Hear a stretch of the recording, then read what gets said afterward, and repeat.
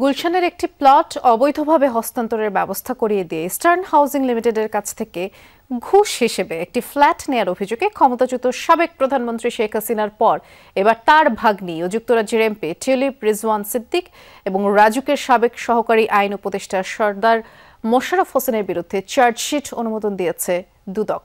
জনতা bank থেকে S Alam গ্রুপের বিভিন্ন প্রতিষ্ঠান ভুয়া কাগজপত্র, ক্ষমতার অপব্যবহার এবং পরস্পর যোগসাজশে ৯,৪২৮ কোটি ৬০ লাখ টাকা আত্মসাৎ এবং মানি লন্ডারিং এর অভিযোগে পৃথক ৫টি মামলা দায়ের করেছে দুর্নীতি দমন কমিশন।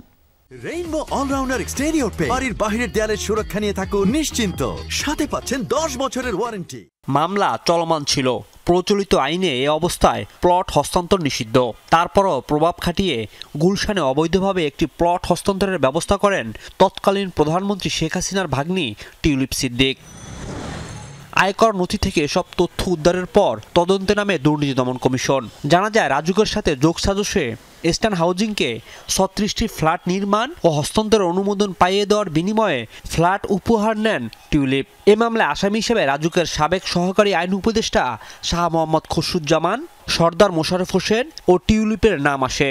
আপিল কেস পেন্ডিং থাকায় বুধবার শাহ মোহাম্মদ খসরুজ্জামানকে বাদ দিয়ে চার্জশিটের অনুমোদন দেওয়া হয়।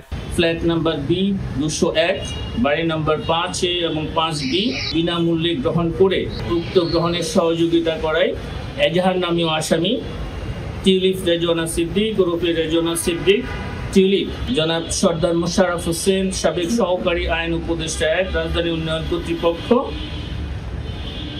এই দুজনের বিরুদ্ধে চার্জশিট দাখিলের অনুমোদনের সিদ্ধান্ত গৃহীত হয়েছে। এদিকে জনতা ব্যাংক থেকে এস আলম গ্রুপের বিভিন্ন প্রতিষ্ঠানে প্রায় ৯,৫০০ কোটি টাকা আত্মসাৎ এবং মানি লন্ডারিং এর ঘটনায় আলাদা ৫টি মামলা করেছে দুদক।